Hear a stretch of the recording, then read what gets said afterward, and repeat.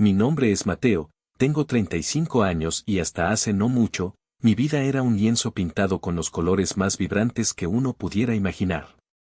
El pincel maestro detrás de esa obra era Sofía, mi esposa, 2 años mayor que yo, una mujer con la sonrisa más cálida y el alma de una artista. Llevábamos 15 años casados, 15 años de complicidad, de sueños compartidos y de un amor que crecía con cada amanecer. Ella era diseñadora de interiores, una verdadera maga que transformaba espacios con su talento innato, trabajando desde casa, lo que nos permitía compartir mucho tiempo juntos, convirtiendo nuestro hogar en un reflejo de su creatividad y calidez. Yo, por mi parte, trabajaba en la cocina de un restaurante conocido en la ciudad, El Sazón de la Abuela, un lugar concurrido pero con un ambiente familiar entre compañeros, donde el aroma a especias y guisos caseros era una constante. Nuestra rutina era sencilla pero plena, mañanas de café y planes, donde Sofía esbozaba ideas en su cuaderno mientras yo leía las noticias del día. Tardes donde yo volvía del bullicio del restaurante para encontrarla inmersa en sus proyectos, rodeada de muestras de telas y catálogos de colores. Y noches de películas acurrucados en el sofá o largas charlas bajo las estrellas en nuestro pequeño patio trasero, que ella había convertido en un oasis con plantas aromáticas y luces tenues. La casa, nuestro refugio en la colonia Roma, estaba impregnada de su esencia, cada rincón contaba una historia, cada objeto había sido elegido con un amor y una dedicación que solo ella poseía. Los cuadros que pintaba en sus ratos libres adornaban las paredes, y los muebles restaurados por sus propias manos le daban un carácter único al espacio. Pero la vida, en su impredecible crueldad, decidió que nuestro lienzo necesitaba una sombra. Un chequeo médico rutinario en el Hospital General, de esos a los que uno va casi por obligación, trajo consigo la noticia que destrozaría nuestro mundo: cáncer. Y no uno incipiente, sino uno avanzado, con metástasis en varios órganos. El oncólogo, el doctor Ramírez, nos lo comunicó con una gravedad que no dejaba lugar a dudas. El diagnóstico cayó sobre nosotros como una losa de hielo. Sofía, siempre tan llena de vida, comenzó a marchitarse ante mis ojos. Su fortaleza inicial, ese voy a luchar, Mateo, no me voy a rendir, dicho con una sonrisa temblorosa mientras apretaba mi mano, se fue apagando con el avance implacable de la enfermedad y los duros tratamientos de quimioterapia. Recuerdo las noches en vela, sosteniendo su mano mientras el dolor la consumía, sintiendo una impotencia que me desgarraba el alma. Ajusté mi horario en El Sazón de la Abuela, mis jefes, don Armando y doña Clara, y compañeros, una bendición en medio de la tormenta, me apoyaron incondicionalmente. Ve con ella, Mateo, me decía don Armando, nosotros cubrimos aquí. Lo importante es que estés con Sofía. Les estaré eternamente agradecido por esa humanidad. Los días se convirtieron en una dolorosa cuenta regresiva. El hospital se volvió nuestro segundo hogar, un lugar frío y aséptico que contrastaba brutalmente con la calidez de nuestra casa. Una tarde, mientras la luz del atardecer se filtraba por la ventana de la habitación 302, Sofía me miró con una serenidad que me heló la sangre. Sus ojos, aunque cansados, brillaban con una lucidez dolorosa. Me habló de su familia, de su madre, doña Remedios, y su hermano Ricardo, y de cómo temía que pudieran causarme problemas.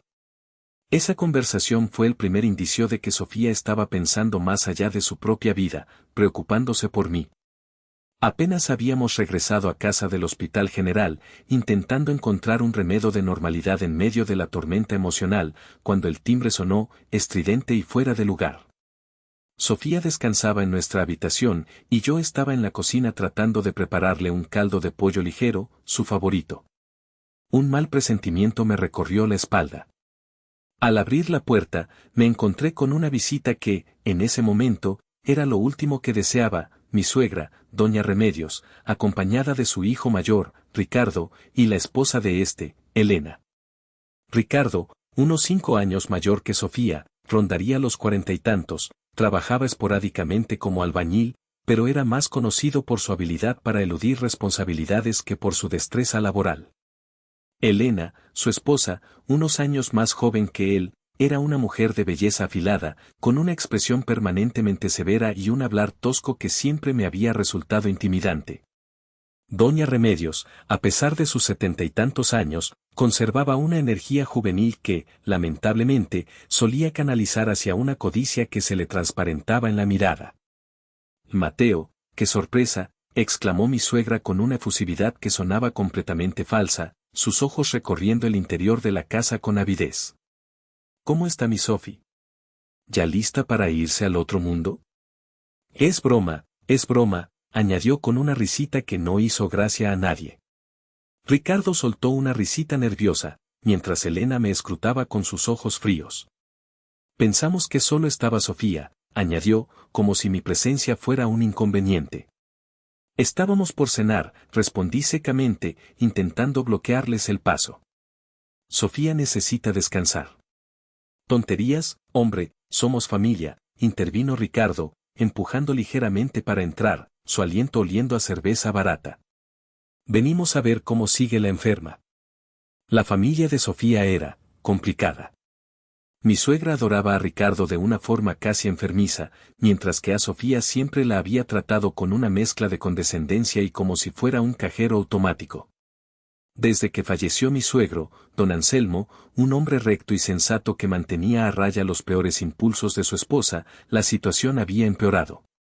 Él había sido el único que la instaba a ser considerada con nosotros. Tras su muerte, fue como si se hubieran roto todas las represas. Doña Remedios comenzó a hablar de dinero constantemente con Sofía. Ricardo, por su parte, había tenido un pasado turbulento, incluso fue desheredado por su padre tras fugarse con otra mujer, dejando deudas y problemas. Regresó al redil familiar con Elena después de la muerte de don Anselmo, como si nada hubiera pasado, esperando beneficiarse de la herencia. Tenían 6 hijos, una prole numerosa que, sumados a ellos 3, conformaban una familia de 9. Sus finanzas eran un desastre perpetuo. Vivían al día en una pequeña casa en Iztapalapa, y las peticiones de ayuda económica a Sofía y a mí eran una constante dolorosa. Ustedes no tienen hijos, Mateo, y ambos ganan bien, solía decir mi suegra. ¿No podrían apoyarnos un poquito más este mes? ¿Qué es todo este alboroto?, preguntó la voz débil de Sofía desde la habitación. Había escuchado el ruido. Hija mía, exclamó mi suegra, corriendo hacia la habitación antes de que pudiera detenerla. Ricardo y Elena la siguieron como sombras. Encontré a los 3 rodeando la cama de Sofía, quien los miraba con una mezcla de sorpresa y cansancio. ¿Qué actitud es esa, Mateo?, me espetó mi suegra al verme entrar. ¿No es muy frío tratar así a tu propia madre política? Sofía, dile algo a tu esposo, que cuide mejor a su suegra, que una está muy sola desde que murió tu padre. Ignoré su comentario y me acerqué a Sofía, tomando su mano. ¿Estás bien, amor? Ella asintió levemente. Solo un poco sorprendida. Bueno, ya que estamos aquí, dijo Ricardo con una sonrisa que no llegaba a sus ojos, ¿cómo va el asunto del cáncer? ¿Hay perspectivas de alta definitiva o...? La crudeza de su pregunta me revolvió el estómago. Elena lo miraba con aprobación, sus ojos brillando con un interés que no tenía nada que ver con la preocupación. Le quedan unos 6 meses de vida, respondí con frialdad, viendo cómo sus rostros se iluminaban sutilmente. Lejos de mostrarse conmocionados, una alegría mal disimulada se dibujó en sus facciones. Era increíble, nauseabundo. Planea pasar sus últimos días aquí, en casa. Ah, qué bien, exclamó mi suegra, aplaudiendo suavemente. Entonces vendremos a recogerla en coche cuando le den el alta definitiva del hospital, ¿verdad? No puede irse caminando. No será necesario, respondió Sofía con calma, aunque pude sentir un ligero temblor en su mano. Su comportamiento era tan desagradable que no pude soportarlo más. Por favor, váyanse, dije, mi voz sonando más dura de lo que pretendía. Sofía necesita tranquilidad. ¿Pero qué dices?, chilló Elena. ¿Así nos corres? Me encargaré yo mismo de todos los preparativos. Su presencia no es necesaria. De hecho, preferiría no volver a verlos por aquí hasta que sea estrictamente inevitable. Mientras intentaban discutir, los conduje firmemente hacia la puerta, prácticamente empujándolos fuera. Cerré con un portazo y eché el cerrojo. Volví junto a Sofía, quien me miraba con tristeza. Lo siento, Mateo. Siempre te causo problemas con ellos. No es tu culpa, mi amor, la abracé. ¿Por qué no te enfrentas a ellos? Te ridiculizan, te usan. La ira hervía dentro de mí. ¿Por qué gente tan despreciable vivía sin preocupaciones mientras alguien como Sofía debía sufrir? No quería confrontarlos y cargarme con más angustia, suspiró. Me alegra que tú les hayas hablado claro, Mateo. Por eso tengo una petición muy importante para ti. Me miró con una seriedad que me heló. Su expresión era grave, solemne. Por favor, Mateo. Es mi primera y última petición. Lo que sea, Sofía. Lo que sea. Entonces, me confió una tarea, algo tan inesperado que me dejó sin aliento.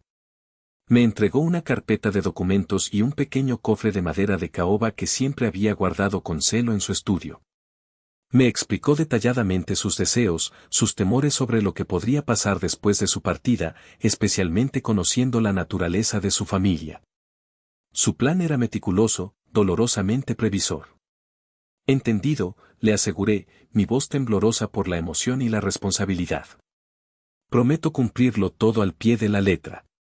Esa noche, después de que se durmiera, revisé los documentos. Sofía, mi inteligente y valiente Sofía, había estado preparándose para esto, protegiéndome incluso desde el umbral de la muerte. La amargura de su familia no la tomaría desprevenida, ni a mí tampoco. Al día siguiente de la desagradable visita de mis suegros, y siguiendo las instrucciones precisas que Sofía me había dado, puse en marcha la primera parte de su plan. La idea de que su familia pudiera aparecer en cualquier momento para importunarla en sus últimos días nos llenaba de angustia. Sofía merecía paz, serenidad, y yo estaba decidido a dársela, costara lo que costara. Recordé a un viejo amigo de la universidad, Carlos Herrera, quien poseía una pequeña villa en las afueras de la ciudad, cerca de Cuernavaca, un lugar tranquilo rodeado de naturaleza que rara vez utilizaba. Le expliqué la situación, la delicada salud de Sofía y nuestra necesidad de un refugio temporal lejos de miradas indiscretas y presiones familiares. Carlos, con la generosidad que siempre lo había caracterizado, no dudó un instante. La villa es tuya, Mateo, el tiempo que necesiten. No tienes ni que preguntar. Te envío las llaves con un mensajero hoy mismo. Es triste dejar nuestra casa, nuestro nido, me dijo Sofía con una sonrisa melancólica cuando le conté el plan, mientras acariciaba a nuestro gato, Mico, pero mientras esté contigo, cualquier lugar es mi hogar. Sus palabras, dichas con una dulzura infinita, me hicieron sonrojar y reafirmaron mi determinación de protegerla.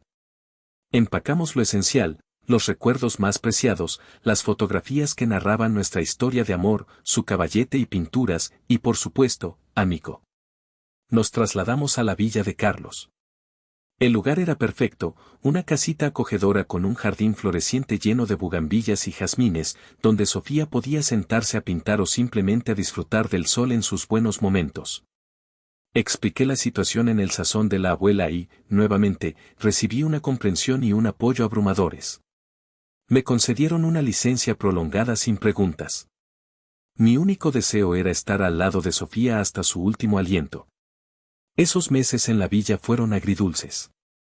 Hubo días de profunda tristeza, donde la realidad de la pérdida inminente nos golpeaba con fuerza.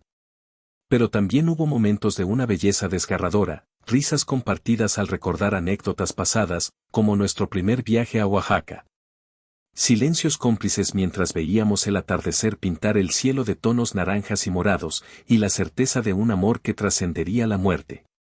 Cuidé de ella con toda la ternura de mi ser, cocinando sus platos favoritos cuando tenía apetito, leyéndole en voz alta poemas de Neruda cuando sus ojos se cansaban, o simplemente sosteniendo su mano mientras dormía.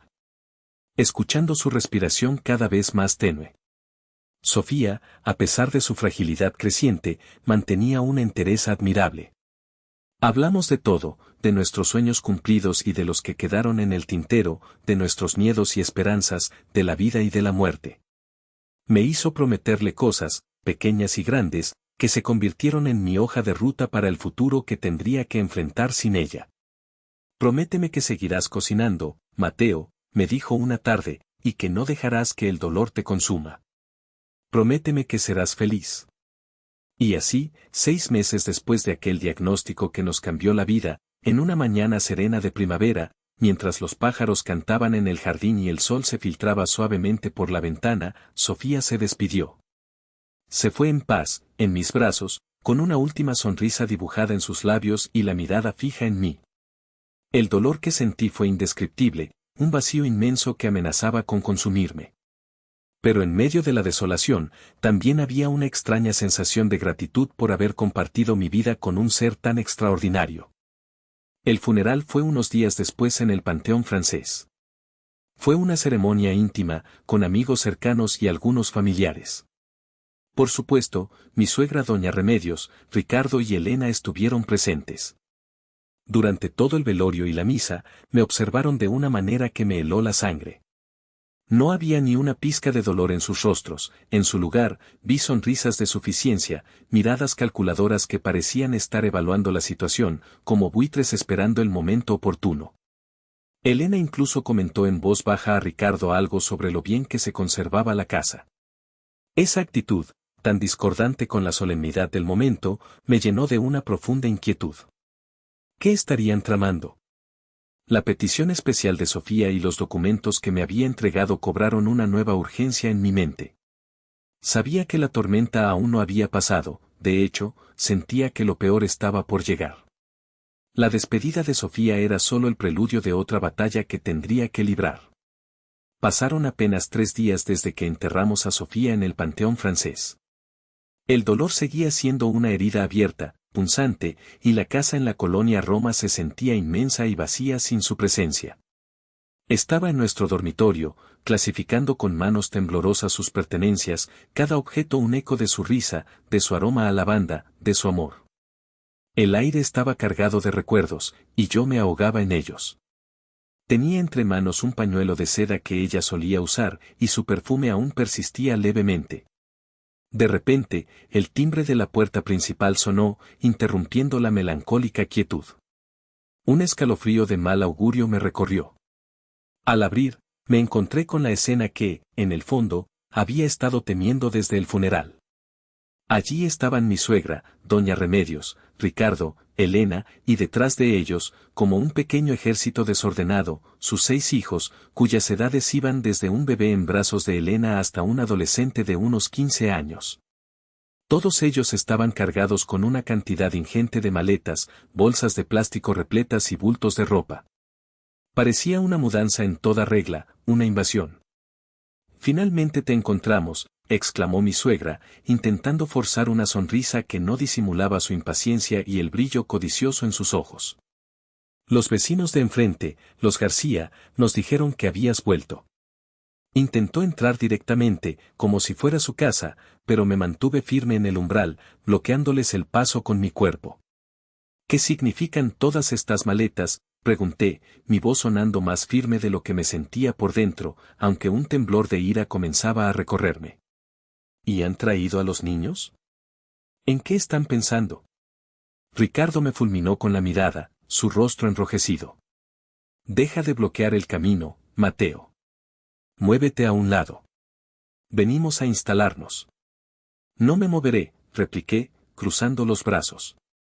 «Explíquenme qué está pasando. Esta es mi casa». Era una situación confusa, casi surrealista. Pero entrar en pánico solo les daría la ventaja. Era evidente que habían urdido algún plan y venían dispuestos a ejecutarlo sin miramientos. Entonces, mi suegra soltó una risa burlona, una risa aguda y desagradable que me erizó la piel, y pronunció las palabras que confirmaron mis peores temores: «A partir de hoy, esta casa es nuestra. Tú tienes que irte, Mateo. Ya no tienes nada que hacer aquí».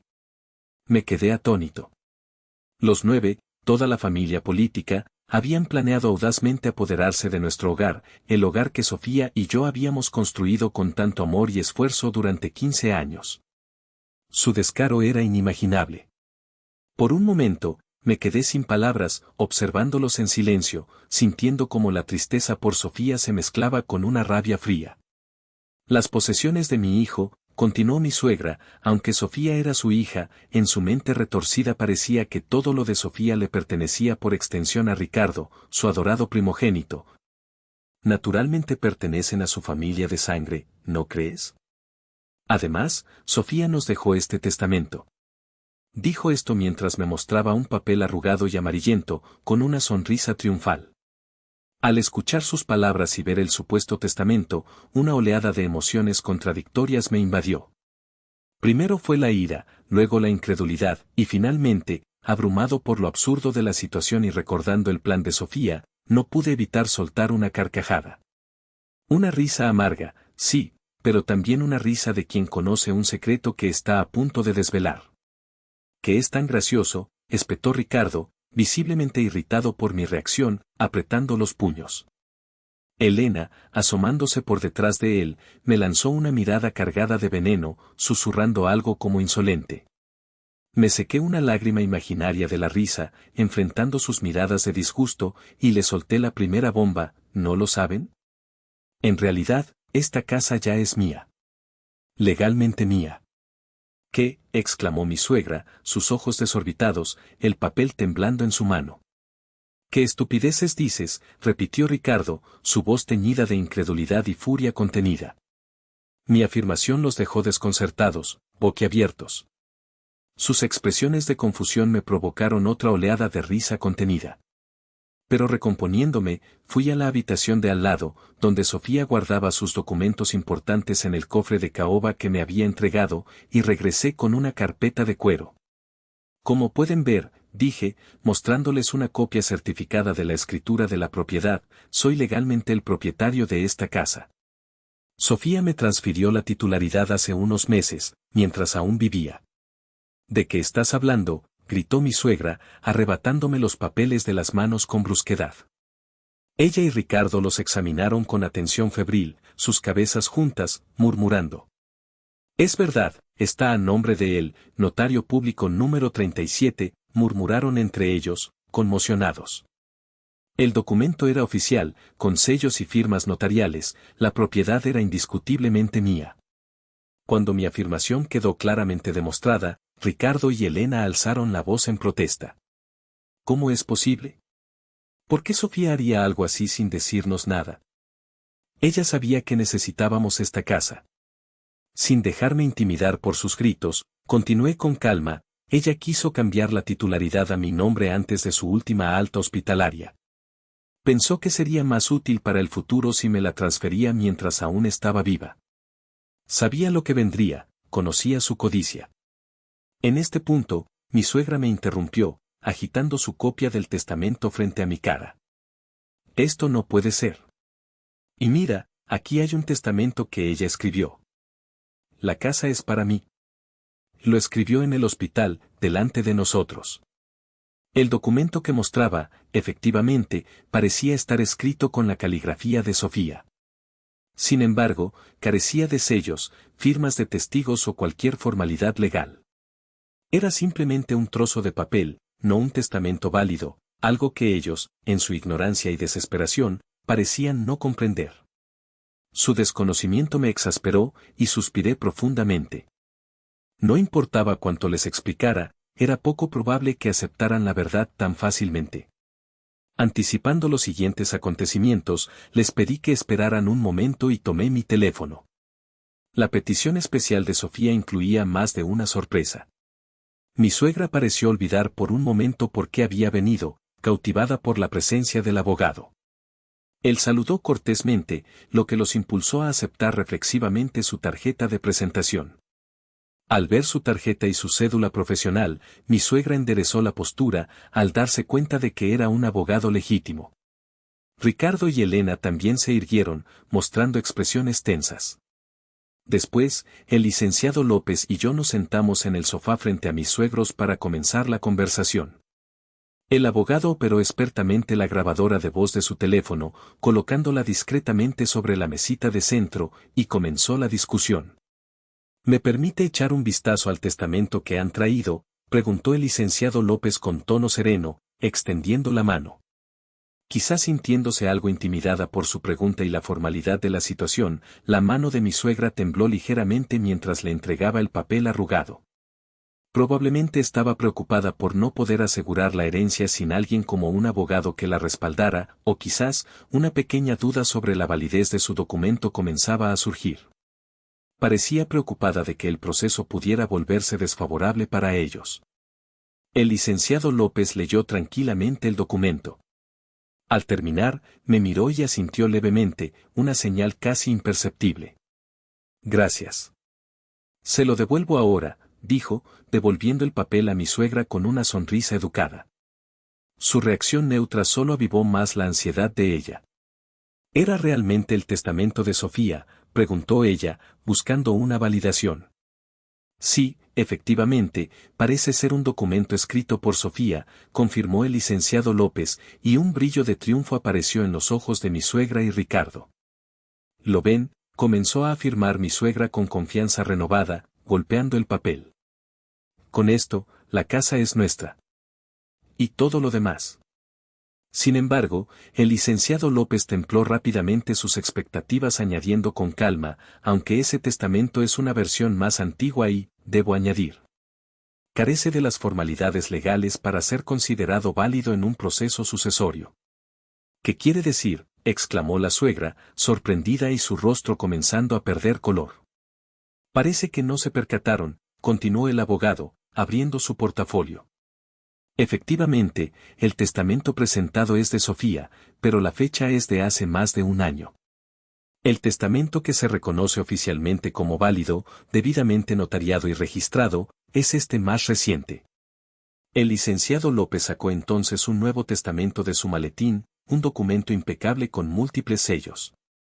Este documento era más reciente que el que tenía mi suegra y decía claramente en su cláusula principal: yo, Sofía Méndez Robles, en pleno uso de mis facultades mentales, declaro que es mi voluntad dejar todos mis bienes, presentes y futuros, muebles e inmuebles, incluyendo la propiedad ubicada en la calle Orizaba número 15, Colonia Roma, Ciudad de México, a mi amado esposo, Mateo Sánchez Vidal.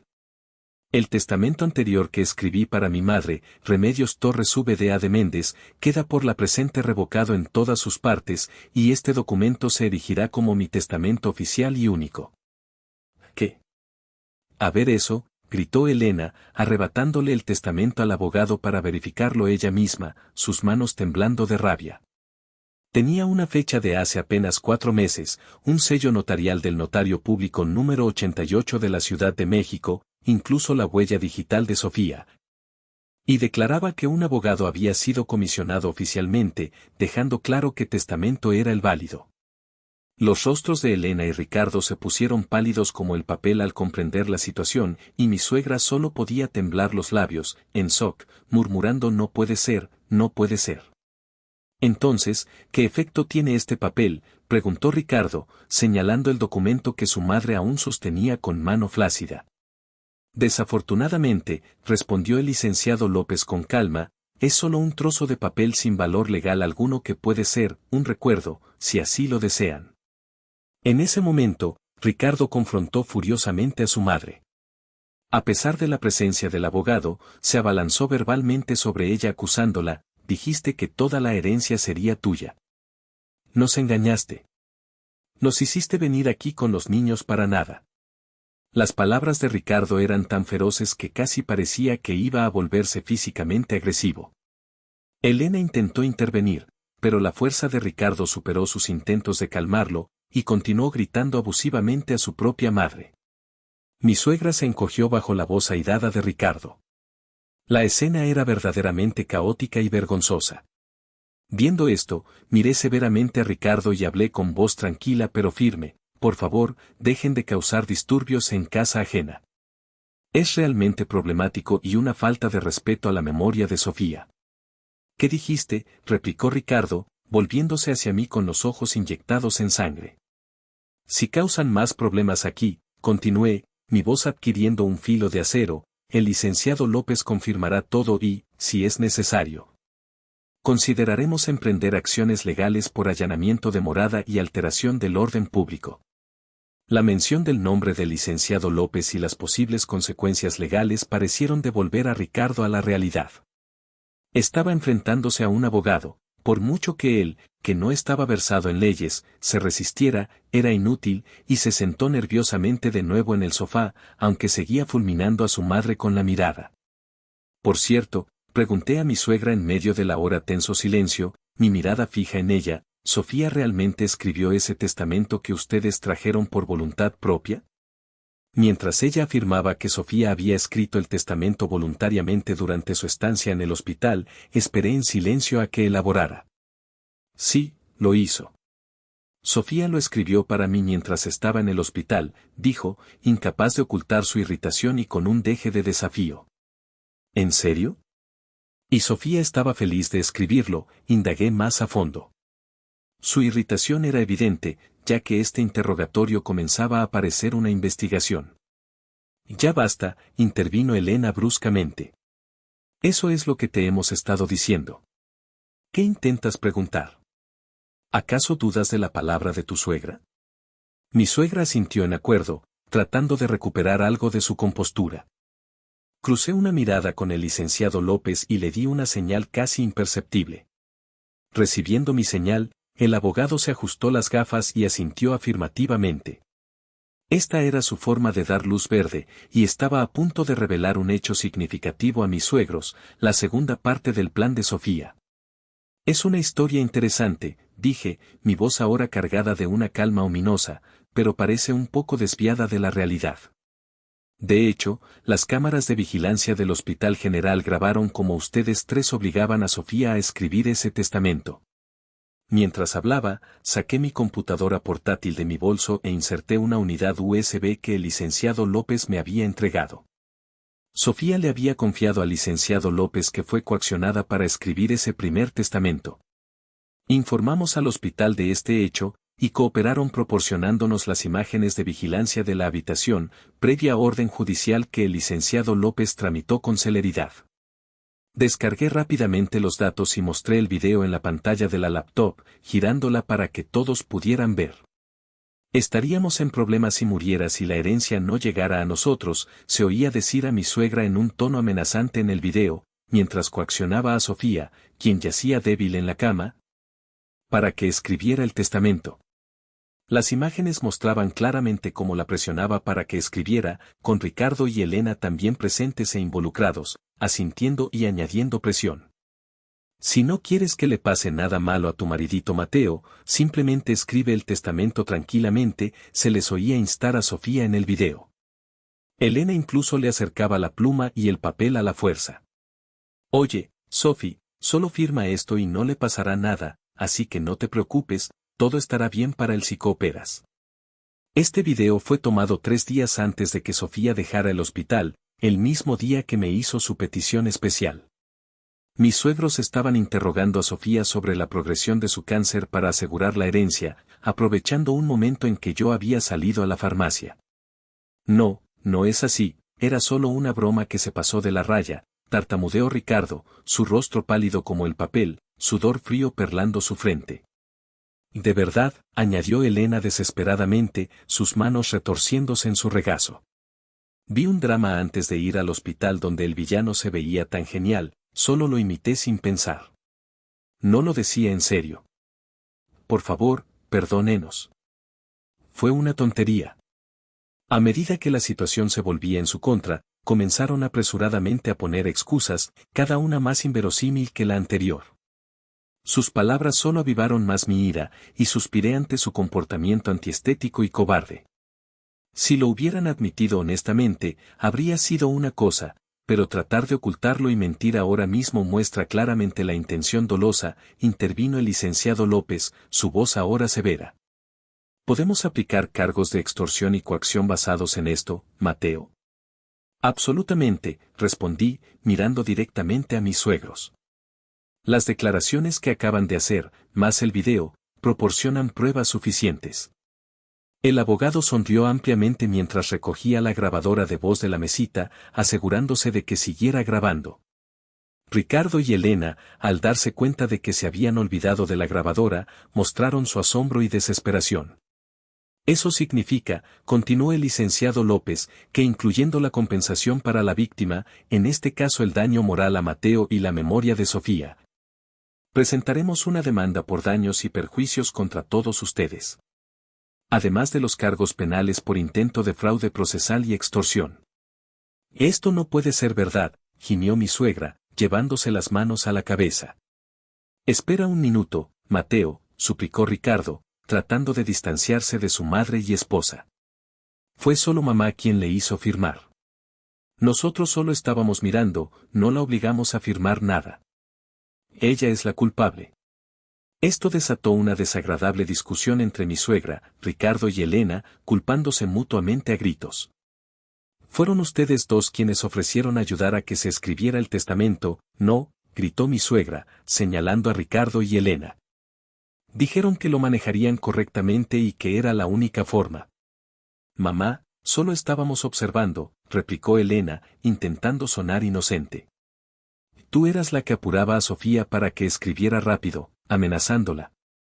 Eso fue porque la cita médica de Sofía se acercaba, se defendió mi suegra. No se trataba de apresurar el testamento, simplemente no había mucho tiempo y pensamos que debería hacerse antes de que llegara Mateo. Parecía que podrían haber estado avanzando en su plan mientras yo no estaba. Elena continuó proporcionando más testimonio incriminatorio en su intento de salvarse, pero en el fragor de la discusión, parecía inconsciente de la importancia de sus propias declaraciones. La disputa era tan intensa que me dieron ganas de taparme los oídos. Mientras tanto, los niños, que habían estado jugando discretamente, ahora miraban la escena con miedo y confusión, algunos comenzando a llorar. El licenciado López dejó que la caótica discusión entre ellos continuara por unos minutos, permitiendo que sus propias palabras los hundieran más. Finalmente, carraspeó con autoridad y el silencio cayó de golpe en la sala, solo interrumpido por el sollozo de uno de los niños más pequeños. Creo que hemos escuchado suficiente, dijo el licenciado López con una calma glacial que contrastaba con la tormenta emocional que acababa de presenciar. La situación legal es clara. Mateo es el único y legítimo heredero de todos los bienes de Sofía, incluyendo esta casa. El intento de ustedes de presentar un documento obtenido bajo coacción constituye un delito grave. Tienen dos opciones, la primera es que recojan sus pertenencias y abandonen esta propiedad inmediatamente, firmando un acuerdo donde renuncian a cualquier futura reclamación y se comprometen a no molestar a Mateo nunca más. La segunda opción es que procedamos con la denuncia penal por extorsión, intento de fraude, y lo que resulte. Les aseguro que las pruebas son contundentes. El miedo se apoderó de sus rostros. La bravuconería había desaparecido, reemplazada por una desesperación palpable. Ricardo miró a Elena, luego a su madre, buscando una salida que no existía. Incluso doña Remedios, usualmente tan combativa, parecía encogida y derrotada. Tras unos minutos de tensos susurros entre ellos, Ricardo, con la voz temblorosa, habló, nos iremos. Aceptamos la primera opción. Su salida fue tan patética como su llegada. Con la ayuda de los niños mayores, arrastraron sus maletas y bolsas fuera de la casa, bajo la atenta mirada mía y del licenciado López. No hubo disculpas, solo miradas de resentimiento y derrota. Cuando el último de ellos cruzó el umbral y la puerta se cerró, un silencio profundo llenó la casa. Un silencio que, por primera vez desde la muerte de Sofía, no se sentía opresivo, sino liberador. El licenciado López se quedó un rato más, finalizando los detalles del acuerdo. Sofía era una mujer muy inteligente y valiente, Mateo, me dijo antes de irse. Se aseguró de protegerte hasta el final. Asentí, las lágrimas finalmente brotando, esta vez no solo de dolor, sino también de gratitud y amor profundo por la mujer que me lo había dado todo. En los días siguientes, la casa comenzó a sentirse mía de nuevo, pero también eternamente de Sofía. Su espíritu vivía en cada rincón, en sus cuadros, en el jardín que tanto amaba. Decidí honrar su memoria no sumiéndome en la tristeza, sino viviendo la vida que ella hubiera querido para mí. Retomé mi trabajo en el sazón de la abuela, pero con una nueva perspectiva. Quizás, más adelante, abriría ese pequeño café con galería de arte que Sofía y yo habíamos soñado tantas veces, un lugar lleno de luz, buena comida y la creatividad que ella tanto encarnaba. La justicia se había cumplido, su familia había recibido una lección, y aunque el camino del duelo sería largo, Sofía me había dejado el mejor regalo, la fuerza para seguir adelante. Con su amor como mi guía y su recuerdo como mi inspiración. La última sorpresa de Sofía no fue solo para su familia, sino también para mí, la certeza de que nuestro amor era más fuerte que la muerte y la codicia.